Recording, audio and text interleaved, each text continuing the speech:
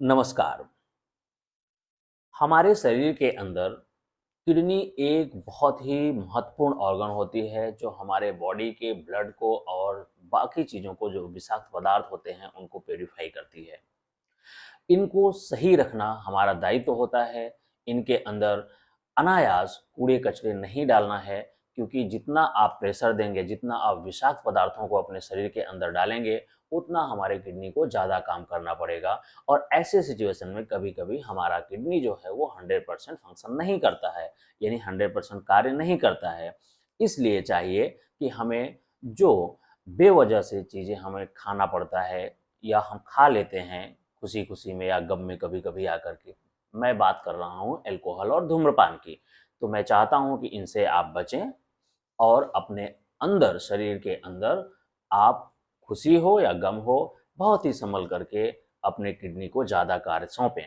लेकिन अगर गलती से या जानबूझ करके कभी ऐसा हो गया है और आपको लगता है कि आपकी किडनी 100% फंक्शन नहीं कर रही है, तो मैं आपको कुछ योगासन बताने वाला हूँ, जिससे आप अपने किडनी को सही कर सकते हैं। आप अपने किडनी को सही करने के लिए और क्या उपाय कर सकते हैं, इसका भी वीडियो मैं बना चुका हूँ, तो उसको भी आप देख सकते हैं, जिससे आप उसका उपयोग करके आप जल्दी से जल्दी अपनी किडनी को 100% कार्य के लिए तैयार कर सकते हैं। जो डिसबैलेंस हुआ है उसको आप बैलेंस करके यानी आपका किडनी स्वस्थ कर सकते हैं।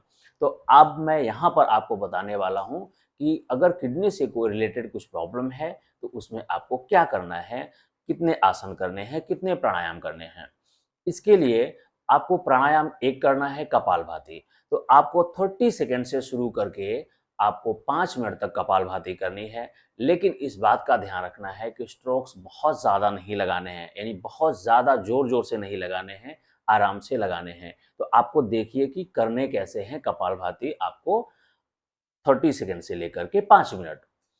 सीधा बैठना है, आँखें बंद करनी है। आप चाहें तो इसको ध्यान मुद्रा में अपने फिंगर्स को रख लें।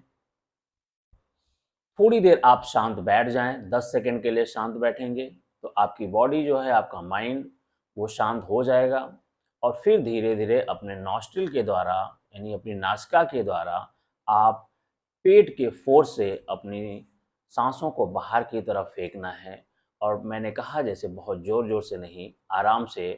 तो एक रेशियो होता है कि आप 1 सेकंड में 1 स्ट्रोक लें। तो आप देखिए कैसे करते हैं।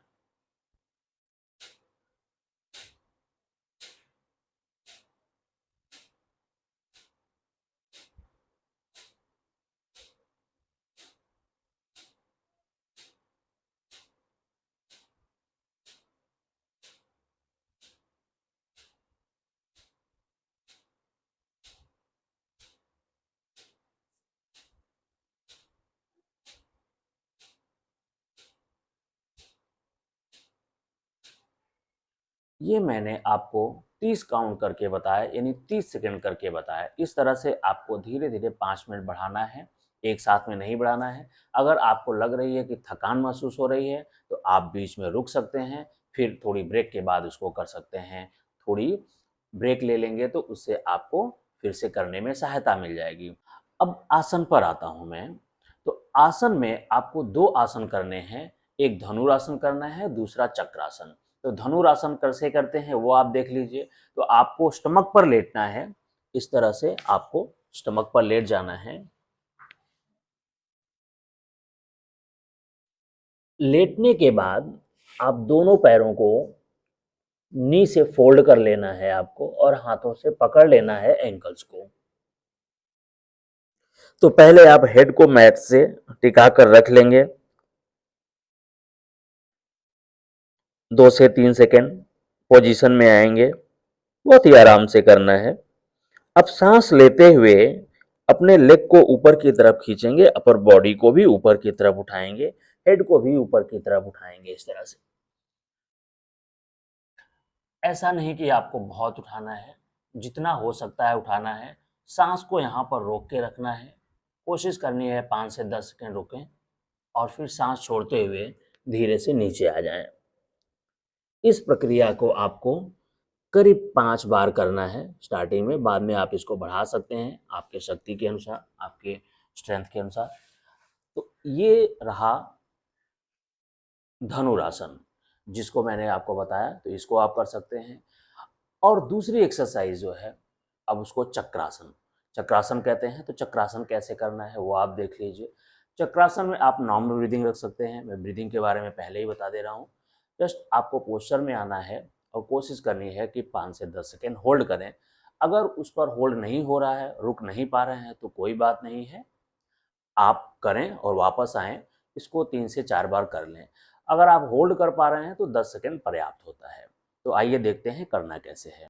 चक्रासन करते समय आपको सीधे यानी पीठ के बल लेटना है। आप लेट जाइए, कैसे भी साइड में टर्न करके लेटेंगे तो आपके बैक के ऊपर प्रेशर नहीं आता है।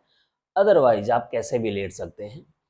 इस तरह से लेट जाएं, प्रॉपर तरीके से आप लेट जाएं ताकि आपका बैक सीधा हो जाए।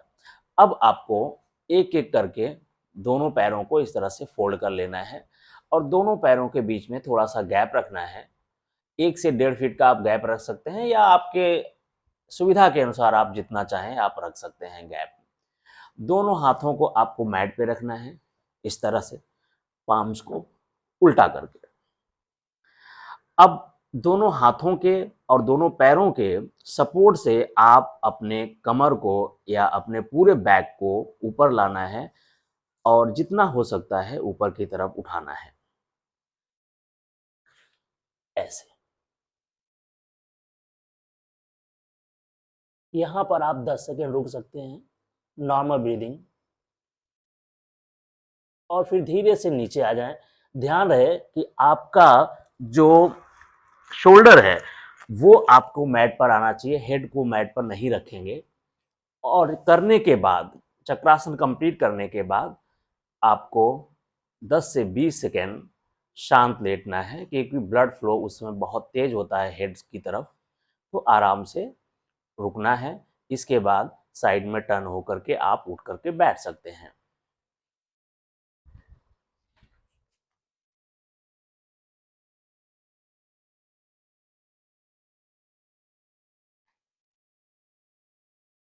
तो आपको प्राणायाम, कपालभाति, धनुरासन, चक्रासन करके आप अपने किडनी के फंक्शन को आप 100% सही कर सकते हैं। योग बहुत ही अच्छा होता है बॉडी के इंटरनल पार्ट के लिए।